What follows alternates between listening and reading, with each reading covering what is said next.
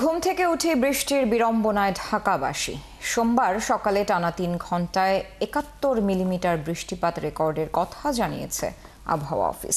বিমানবন্দর, ধানমন্ডি, মিরপুর, মালিবাগ, রাজারবাগ ও শান্তিনগর সহ নগরের বিভিন্ন স্থানে কয়েক ঘন্টা ধরে ছিল জলজট। পরিবহন সংকট, বাড়তি ভাড়া, নোংরা পানিতে ভেজা কাপড়ে আসা যাওয়ার সব মিলিয়ে সীমাহীন দুর্ভোগে সপ্তাহের দ্বিতীয় দিনটি পার করে ঢাকাবাসী। আরও জানাচ্ছেন শাহরিয়ার ইমতিয়াজ।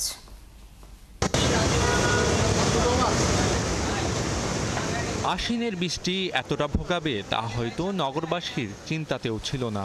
মধ্যরাতের গুড়ি গুড়ি বৃষ্টি সোমবার সকালে রূপ নেয় প্রবল বর্ষণে। টানা ৩ ঘন্টার বৃষ্টিতে ডুবেছে ঢাকার অনেক এলাকা।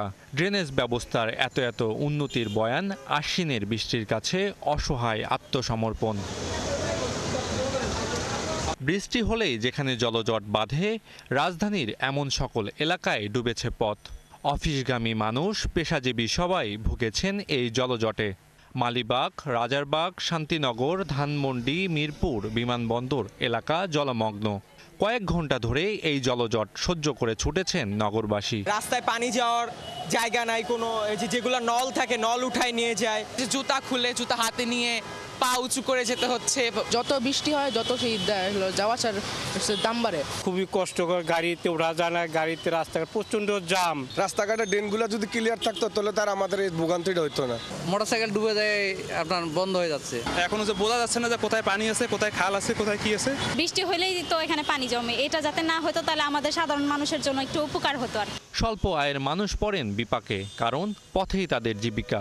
জলজট দূর হবার পর ঢাকার অনেক সড়কে বেড়ে গেছে খানাখন্দ। এই জলমগ্ন রাস্তায় চলতে গিয়ে অনেকে হয়েছেন আহত। বৃষ্টির মধ্যে মানুষ অনেকগুলো দুর্ভোগের ভিতরে আছে।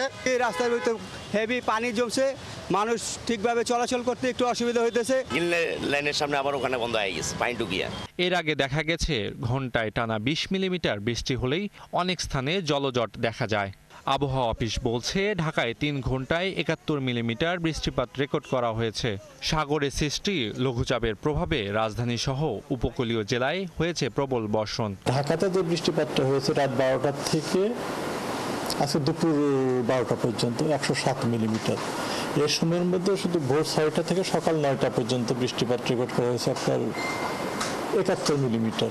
আমরা আশঙ্কা করছি আগামী ২৪ তারিখের দিকে আর একটা লঘুচাপ তৈরি হবে এবং পরবর্তীতে যে লঘুচাপটা তৈরি হবে এটা কিন্তু ঘনীভূত নিম্নচাপের রূপ নেওয়ার সম্ভাবনা রয়েছে। আগামী ৪-৫ দিন পর ফের বৃষ্টিপাত বাড়তে পারে বলে জানাচ্ছে আবহাওয়া অফিস।